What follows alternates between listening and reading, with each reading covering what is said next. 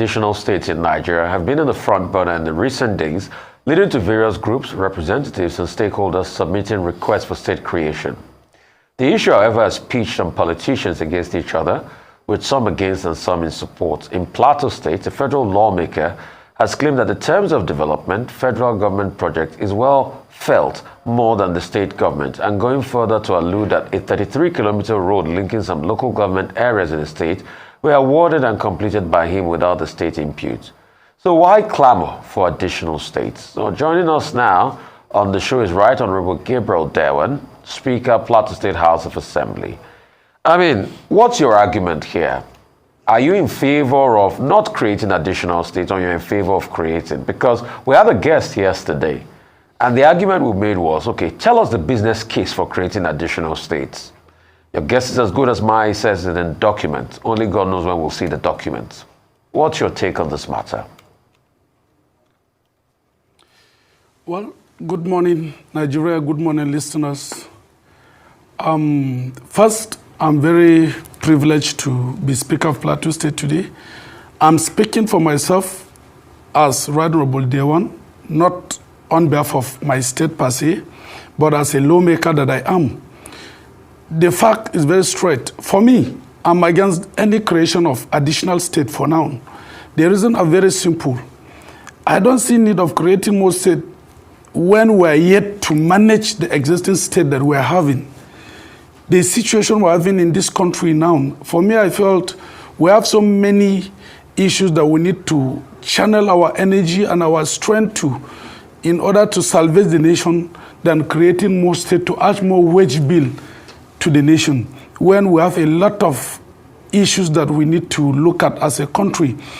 Why are we talking of more states? Have we finished managing the 36 states that we're having now? When many states, we have high rate of unemployment in the country, we have high number of school dropouts, and a lot more. Talk of diseases, talk of infrastructural decay, and so many issues. Why are we trying to add more government burden, more wage bill on the citizenry when we're yet to solve the existing issues? So for me, as a person, I felt creating more states, because if you create more states now, whether we like it or not, that is an invitation for more wage bill, because new government houses will be built, more governors will spring up, more legislatures will spring up, a lot of issues will come up. And I felt that is not necessary for now. But proponents of it argue that it will, solve the problem of injustices in the states, that some people are left out, and some people are not carried along in the state. What do you say about this argument? Well, myself, as I speak, I'm coming from a state where we have over 50 ethnic groups. But first and foremost, let's look at it rationally. What is the definition of injustice? Yes, there are a lot of reasons, there are lots of things that have make people believe that there are signs of injustice, not even signs. Yes, there are injustices perpetrated in this nation, but that is not the yardstick for creation more state. Instead, we should come to a round table to discuss and chant way forward. Let's talk about patriotism. We're all Nigerians. We have agreed to be one Nigeria. So if we have agreed to be one Nigeria, what are we talking about? Whether you are Igbo, you are Ngas, you are Yoruba, you are Hausa, Fulani, which whatsoever tribe, wheresoever you come from, as far as you're Nigerian.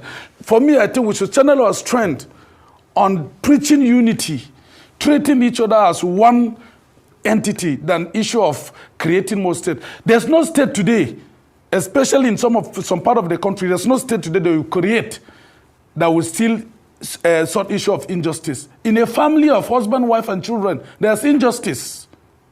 All right. Between two brothers, even twin brothers, there's injustice.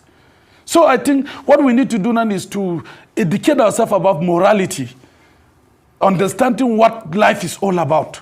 And we should also remind ourselves that there's nothing in this life, whether we like it or not, we just have short period of time to enjoy, and when the times come, we join our ancestors. So let's everybody have an opportunity of being given opportunity to be fair and just. And I think that is where our concentration should be than all these petty arguments of creating more states, creating more local government. Have we finished managing the existing one? That is the question. All right, and that's a fair point. We raised that point yesterday with Senator Jarigbe, but he's of the opinion, and I want to get your thoughts on this. around the heart of why there's a call for a creation of more states, which is marginalization. People feeling like the government is too far, especially when you have states that are very diverse in the nature of the makeup of the states and very, in terms of the population numbers. And so they don't feel that government gets to them. What do you have to say about this? Do you think creation of new states would solve that problem? And in the event that it wouldn't, what would solve that problem? Because there's still that issue of marginalization. For me, that is not the excuse, because we have government at grassroots level. We have councillors, we have chairmen, we have house members, we have house of reps, we have senators, we have governors before the president. Our government system have been structured from federal, state to local government level. So what are we talking about? If the people, if the citizens are not feeling the impact of governance, if the governors are far away from the citizens, what do we need to do is to empower our local governments and our councillors who are so close to the electorates at the grassroots, and people who feel the impact of government. It's not about creation of state. What is the work of the local government? We are made to understand the local government is the government closer to the people. So if it's been established that the governors or the presidency is far away from the citizen, then let's empower our local government. Let's reduce some of the powers vested at the top, down to the grassroots, and the people will feel the impact of the government. I think that is my position, than creating more. Even if you create state today, is it everybody have access to the government house? Go and put the government house in my own village. It's still not everybody in that village that will still access the government house. So what are we talking about? What are we talking about? So instead we should empower our councillors and the local council chairmen who are closer to the electorates. A typical councillor in a remote village today cannot afford to buy a motorcycle, talk more of a car. So it's always with the people at the grassroots. So if it is so, why can't we empower such people so that the people at the grassroots will have direct access to them and feel the impact of the government, than creating more offices of the governors where not everybody can access? Even if the government house is behind your own house, will you be allowed to see the governor? Can you have access to talk to the governor as the first citizen of the state? Those are the issues that we need to look at. Not about issue of, yes, I can say without mincing word that there is marginalization. Without mincing word, I can say that. But that the solution to marginalization in this country is not about creation of more states. For me, instead we should empower the government at the grassroots, the councillors, the council chairman, and so on. And our people will feel the impact of the governance. That is my position on that. That's a great take. That's a great take, because I'd like you to expand on it, because as we're talking about marginalization, I want us to get more detailed, because there are ethnic considerations here. And there are some ethnicities who just feel that they can do better on their own, for themselves, by themselves.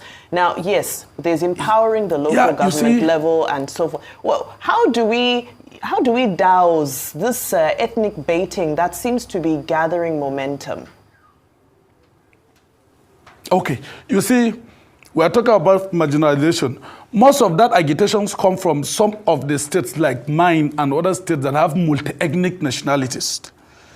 Now, let's look at it this way.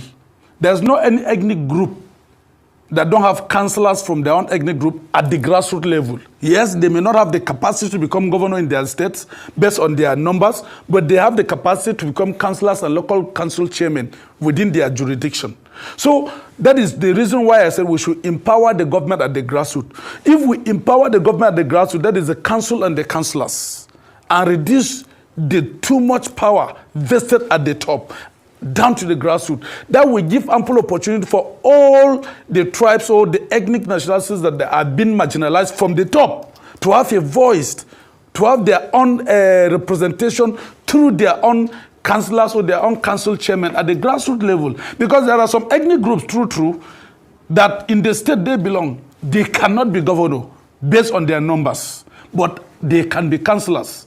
They can be council chairmen within their jurisdiction. So if so, then let's empower the government at the grassroots so that most of those agitations should drastically go down. Many people are crying of marginalization because of the too much power that the government at the top has. And the government at the top, since it's been vested with too much power from our constitution, those that don't have opportunity to occupy such offices at the top feel marginalized because they feel our own can never be there. And since our own can never be there, we cannot be opportune to enjoy that cake up there, because many believe that if you are not in that office up there, already you are not part of the system. And that is the problem. So if it's been addressed properly and the power at the top is being reduced and those at the grassroots where people have access to is being empowered, I think that issue of marginalization will be drastically die natural death by God's grace. I don't know if you understand my point very clearly. Because as I said, in Plateau State today, for instance, like my state, we have over 50 ethnic groups. And among those 50 ethnic groups, only one person can be governor. Are we together now? Only one person can be governor. But I can tell you that there is virtually no ethnic group that don't have a councillor in its own, as its own representation in the local government council. Okay. So if all the councillors are being empowered at the grassroots, at the government closer to the people, most of the ethnic groups who are agitating that are being marginalized, I think the voice will drastically go down. That is my take. Okay. So I hear your argument, and what most of these proponents say is that it's also going to help the economic outlook of the state, this new state created, that people will be able to have access more to their resource. They also talk about unemployment. They say that, oh, if you create new states, you're also going to get a little bit of, more employment. People that have not been employed before will now be employed. There will be new people that will be recruited into the workforce. And these are some of the arguments they made. But let me give you also some arguments that buttress your points. In fact, Willix reports in the late 50s, the Willix reports did not even advocate for creating a lot of states to be able to solve this malaise of marginalization, as it were. In fact, it said it was not going to solve the problem in the long run. But what it advocated for were different regional commissions. And that's where my question is going to.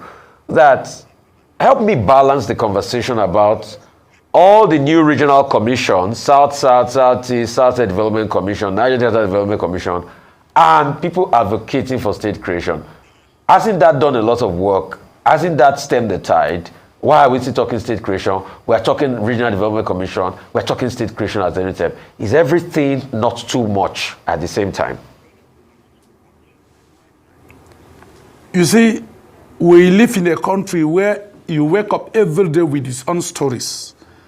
We're in this country where there was a time that agitations was very high on issue of restructuring, regional government, this and that. Day in, day out, changing from one goalpost to another. But let me counter those who are saying if we create more state, more employment opportunity will prevent itself. Let's look at it this way. The problem of Nigeria is not about creation of more states. It's about leadership, transparency, sincerity, and genuine determination to serve. If you create state today, will there be source of income to that state different from the existing source of income in the country? If you create state today, will there be different revenue generated from the citizen of that new state apart from the one being generated now? If you create new state today, the employment opportunity they're talking about, will the employment opportunity fall from heaven to those new states? Are they not part of an existing state now? Why can't those employment be created now by the existing states now? If we have the resources to manage those employment opportunities, why not now? Are they not looking at if you have governor today? Imagine if we have additional 36 governors today. Let's assume we have additional 36 governors today. Automatically, we're going to build new 36 government houses. You are going to have 36 governors. You are going to have new state assembly members. You are going to have new local government council chairmen, councillors, commissioners. If you put those wage bills alone, my brother, I'm telling you, we are doing ourselves more harm than good. Those resources is enough to create industries, create more employment opportunities, and manage the existing states that we have now.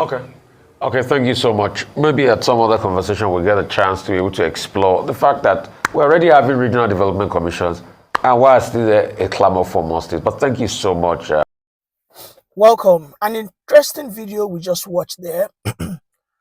Where a man who has stayed virtually all his lives in the United Kingdom elucidates why the Fulanese, in conjunction with some elements in the United Nations, want to keep Nigeria this way. The Nigerian Union has expired since the last 11 years, if I'm not mistaken, since 2014 when Jonathan came out and said this forced marriage expires after 100 years. And that is what we have in the United Nations Charter. But again, because of the Biafran oil and gas, because of the natural resources found in the Yoruba region, the gold, and of course the oil in Ondo and all that, the Fulanis will not let this country go. The Fulanis, in conjunction with some bad elements in the Yoruba region, kicked out Jonathan, who should have, actualized that confab, but because he didn't have the charisma, the courage, and we are still trapped in this entrapment, in this cage, in this unfortunate contraption called Nigeria. Nigeria by now shouldn't be in existence anymore because there is no crime. Don't forget, we have so many countries in the past. We have Czechoslovakia, we have Yugoslavia. I mean, there are so many countries. Look at Somalia, and then we have Somaliland that recently Trump said he's going to recognize. So the point is this: the United States of America's, one of their biggest company, is domicile in Nigeria, Shell. Shell happens to be one of the biggest revenue generator for United States of America economy. And Nigeria is one of their,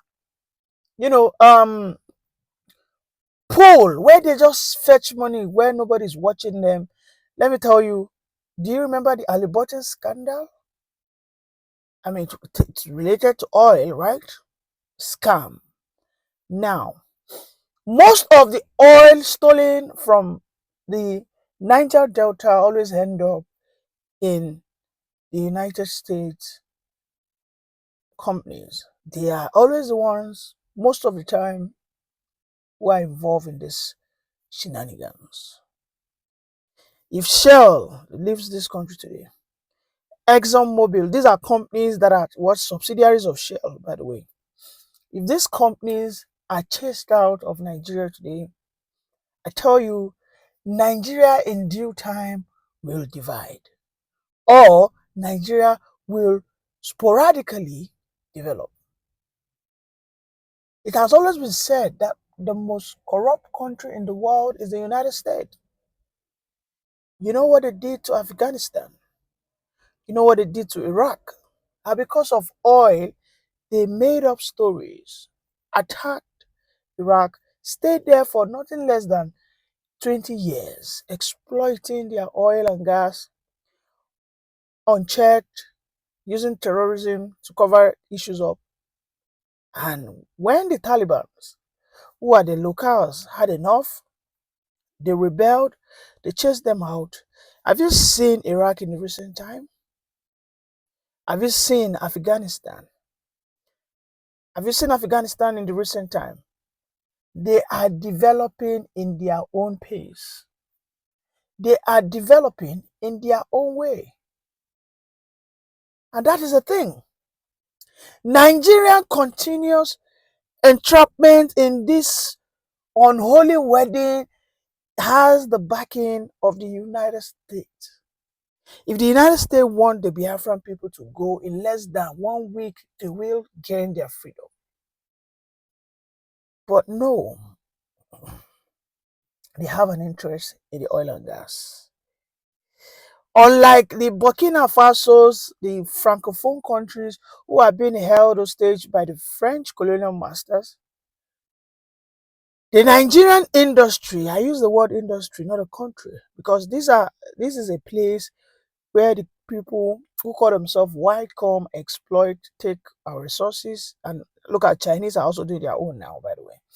So they come in, unlike the Francophone, they come in, they give us some hits to deceive us. Then, while they are there, ripping us off, And look at what they have done to Ogoni land. They have failed to compensate the Ogoni locals. In a situation, if Nigeria goes today, they shall know they are in serious trouble. So they'll rather stay. They'll be fueling the corrupt elements of the Nigerian officials. Give them money. Go ahead with stealing of the crude oil. If the global price of one barrel is, let's say for instance, $100, but because we are the one that have given you the technical know-how on how to steal these things, we will buy it from you for $70. $30 difference. Everything, every drop of oil that is stolen from Nigeria today is the main reason why Nigeria has not divided. Yes. Because for every successful looting and robbery of our oil and gas, it is being supported stealthily, by the way. You know, they just stay behind underneath. They are behind those guys who are robbing.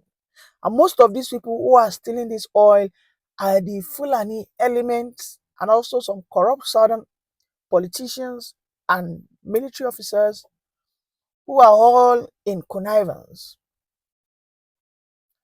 The top echelon will be found in those international oil companies. Why do you think Saudi Arabia had to get to a point and said, enough is enough, you guys have to go, we have learned the skill.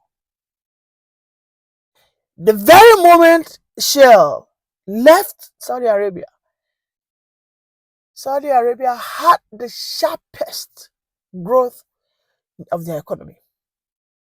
Yes, they had the sharpest. So you as a person, you want